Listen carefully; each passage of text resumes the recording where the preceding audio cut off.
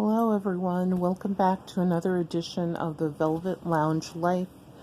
This is the I'm Under the Comforter, Just Waking Up edition, and another entry in my virtual diary of what it is like to be the spouse of a level 1 hazardous duty essential government employee. So, if you listen, the noise that you hear, the sound, that's the wind. We were estimated to get 70 mile per hour winds all day today, and nature has not disappointed. As a matter of fact, that tree I showed you in one of my videos, my last video I think it was, it completely fell down to the ground. It was sort of being like held up by another tree when it fell over, but now it's completely on the forest floor. And if I can, I'll show you guys a picture of that. And that's actually a good thing, because for them to cut the tree out of the other tree, it would have cost twice as much. So nature actually helped us by having it elegantly, okay, it kind of crashed, but down to the ground right in front of where we kind of wanted it to fall. So thank you, Mother Nature and the gods. Yes, you're looking at the air conditioning vent and heating vent up there in the ceiling. Awesome. But anyway, the reason that I'm doing this entry is because I said I would. And I was going to do it last night, but I don't know, I just wasn't into it. I just honestly I'm kind of getting tired of the situation, I think. And, I want everyone to be healthy, and for God, please, no one else to die. No one else to be found to have the virus, aka test positive. But for example, in our state, we have well over 500 deaths just in the last month or so. And we have, I believe it's 15,000 people that tested positive, and we're in a very small state. So, yeah, and it's basically everywhere. They actually did this breakdown town by town, and there's, I'm going to say, maybe 2 towns that have 0, and every other town has at least 1 or more, obviously. So that kind of sucks. And knowing that, at my husband's facility, there are several people that are positive, and that means staff and patients. And what that means for them, it's a couple things. First of all, what I just told you, which is horrible and sad, but also the impact on the other staff is anyone who came in contact with a positive person, they have to be quarantined for 14 days. So that means there's a lot of staff members that can't come in and do their jobs. So there's days when they're over 30 people short, over 40 people short, etc. And that means that the people who are covering those people for those missing shifts, obviously you're putting yourself more at risk because you're there longer. And also, you're not just more at risk for this particular virus, but also just being tired, exhausted. You might be less than alert. When they do their shifts, they do them concurrently, so there's no break. So it's possible you could be working first shift, second shift, part of third shift, without having a couple to a few hours to sleep or rest. And that's dangerous. I know a lot of people are doing it, and I'm saying for all of the people that are doing that, it is dangerous. And employers need to do something so that these people have a clean, safe place to rest on site. I don't know about meals, but I know that they don't receive meals during, especially I think during this time. And, they could, order something in for these people so that, if they need to stay on site for that many hours, at least you have someone who can refresh themselves and be more alert, and it's safer to do the job, not just for the staff member, but for patients and as well as the public. When these people get in their cars, they go home, etc. So I know that the union has approached that subject with the powers that be. Obviously, the powers that be were not good from the beginning, so there's very little hope that they will do anything correctly at this point. Hopefully they will shock and surprise, but at this point it's almost a little too late, because these are things that should have been thought of and, put in place up front. They're very simple things, for God's sake. It's not like they're asking them to go invent, a spaceship to take everyone away to a safer planet. They're simply saying, give us somewhere to rest that's clean, that's safe. Give us something to eat in between those shifts. They're not asking for foie gras or filet mignon, but they also shouldn't be eating trash like pizza either. And also, the other things that we've talked about, as far as making sure there's enough safety equipment, stuff like that. But what's making it also difficult for safety equipment, and this is actually more of a recent thing over the last couple of weeks, is the federal government, the big, I will try to be, he doesn't deserve it, the big slab of ugliness that sits in the White House right now, he is bidding, or having his folks bid against hospitals for supplies. We're all supposed to be on the same side. Why on earth does he not want hospitals to have what they need to treat patients and to protect staff that are going to be the treaters and the caretakers of these patients? What is that all about? Why on earth would an idiot do that? It's like being a double agent.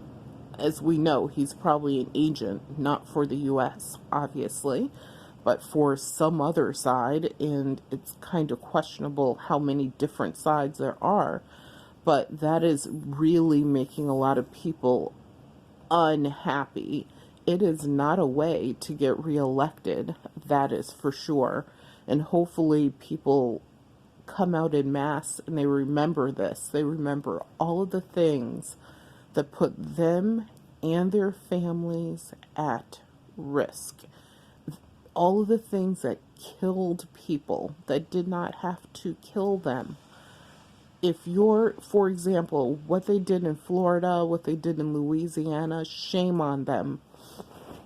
They knew that this was out there, but they still allowed Mardi Gras to go on. They still allowed the beaches to be open for idiot spring breakers. And where were those spring breakers' parents? They should have had their knee right down in the middle of those kids' throats if they needed it to save their lives and to save the lives of those that they were going to expose to this virus. I just don't get it. I really don't. And what makes me unhappy is it puts my family at risk, your family at risk, and we're all trying to do the right things so that we don't put people at risk, and of course that we don't put ourselves and our families at risk. So why don't people care? They need to care more. It's really ridiculous. But it is not a joke out there, people. There's definitely more to all of this than any of you will know, even more than we know to a point. They're just telling us so much. The most accurate numbers you're probably getting are from your state directly. If your state attempted to do the right things in the beginning of this, and I'm saying like around February, and of course, if they were doing something before that, even better. So when you hear those numbers coming in from the federal government, you would actually have to go to every single state's website, add up the numbers to see if they're even close to accurate, because we can tell you they're probably not even close. So that is where we are at this point. We have spoken, of course, to our daughter. Someone had asked about her. Thank you so much. And thank everybody out there for all of your encouragement, your comments. We really appreciate it. You know, we're just a little family on the East Coast of the U.S., trying to do the right things. But our daughter is doing really well so far. She is a bit homesick, and she's like, she wishes she could be here with us, and her and I actually did go for a walk. We did have to remain apart because, like I said, I don't know if I have the virus. I don't know if my husband had. We could be carriers. And that's the thing. You could be a carrier of the virus and have 0 symptoms. So be very careful. Stop assuming that just because you feel okay, that you might not be able to pass this to someone else, because that is not an accurate thought or statement.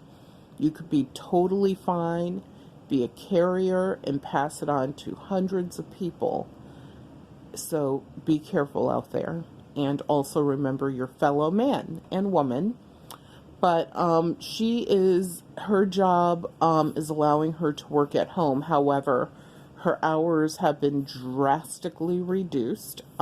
She works in law, and she is a law student at a law school. She's a dean's scholar and a student leader. So one of the things that she would have been doing around this time is traveling to different states, representing the law school.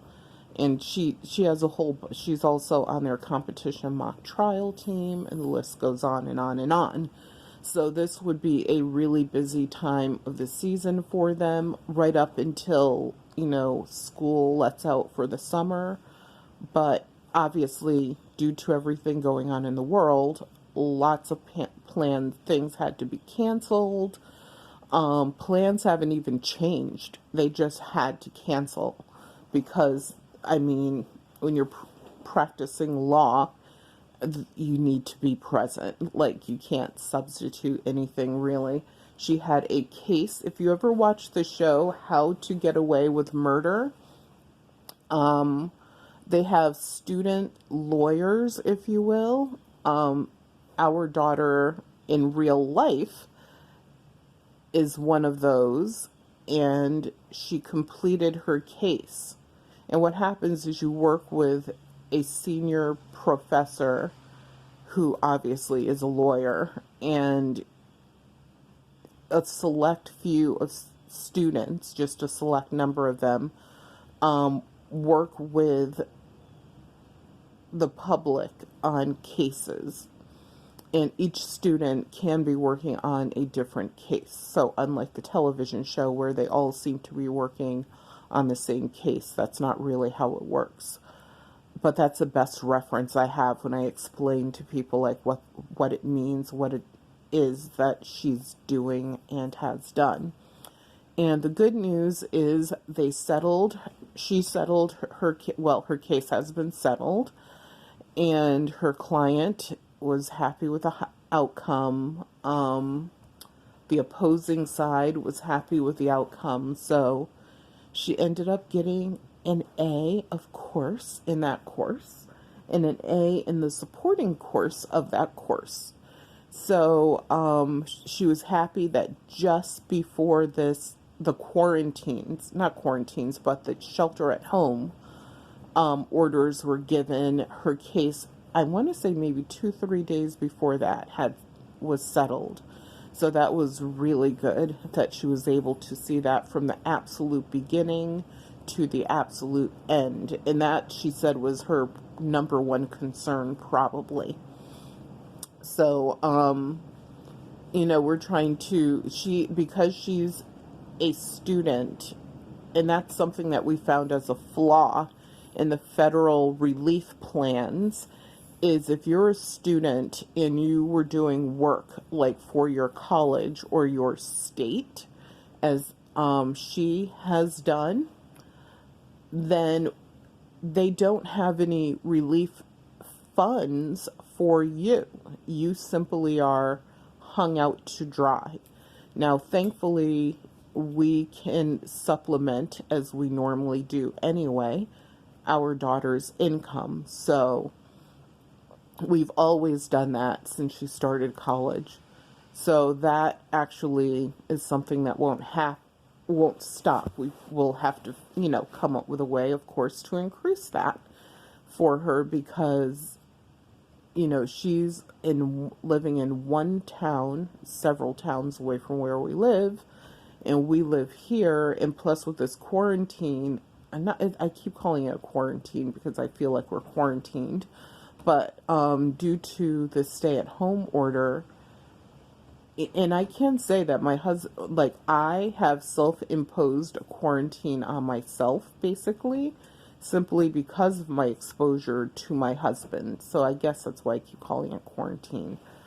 But anyway, these not self-imposed, but these stay-at-home orders mean that her and I technically can't really get together. After we did our walk a couple of weeks ago, we haven't seen each other in person at all. So that sucks. But the good thing is, with technology, it's nowhere near as bad as things could be. And that's what everyone has to remember. Due to technology, imagine if this happened in the 90s, 80s, 70s, 60s, 50s, etc. So much worse, because other than sending a letter and making a telephone call, that's all you would have. You wouldn't have social media, you wouldn't have Skype and different things where, video chatting on your telephones. There's a lot of different options out there. Video, sending photographs back and forth, etc. Texting, so you could do your live, if you don't want to really speak out loud, typing back and forth quickly. So we do have, we all are kind of oh, I'm so tired of this, I want it to be over. But it'll be over when it's over. We do not control what happens in the world as much as we think we do. Nature basically controls all, if you think about it. And we need to relent to it and do what we need to do to make sure that, we can all survive this. Because at the end of the day, right now, your number one concern should be a couple number one concerns my husband and I discussed should be being a good citizen, and these are in no particular order: being a good family person, obeying any safety rules, whether they're rules that have been dictated to us or rules that we are following that are based upon this. And everything you do should be based upon what they say at the Centers for Disease Control and your medical professionals. Only listen to them. If you listen to anything else, you don't make any sense. So make sure that's what you're listening to. If you're listening to Sanjay Gupta, for example, he's a doctor. He's going to give you general information because he can't diagnose you. He doesn't know you. But his, if you couple reliable information from a source like him, what you hear on NPR News, with the CDC and your doctors, then you're good. But if you're listening to some weirdo quack that pretends to be a person of God and he wants to sell you some silver stuff in a bottle, well, you might as well jump off the bridge now, because that makes no sense. So, my husband and I have been talking about that, because there are people even at his job that are like, do this, do that, do all these things, and obviously we only listen to reliable sources. So please be safe out there. Thank you for tuning in. Please, I'm sorry that the video is probably horrible, because yeah, I'm super tired, and honestly, allergies, I'm stuffy, you can hear it in my voice. Due to all of the pollen and stuff that's starting, our woods are starting to bloom out there, and our other like landscape stuff. So, and we live out basically in a wooded area. So yeah, it's that time of year for allergies to hit, which can be confusing with the symptoms of the virus. So make sure you know the difference of what happens to you every year versus anything new that might be happening to you now, and contact your doctors. So everyone, please be safe. Please give us a thumbs up on the video. Also hit the subscribe button. Thank you so much for tuning in to another entry in my virtual diary. I would like to give a special shout out to Aunt Jeannie, Uncle Buzzy, Melanie, Maureen, Pam, Kim, Daisy, Al, Maya, and I hope I didn't miss anyone. But thank you guys for being you, and thank all of you for listening to these videos and leaving comments. They really do help a lot. I really appreciate it. Ms. Dotson, thank you so much. You're an angel. Ms. Sunshine, you know who you are. You're awesome as well. Take care, everyone.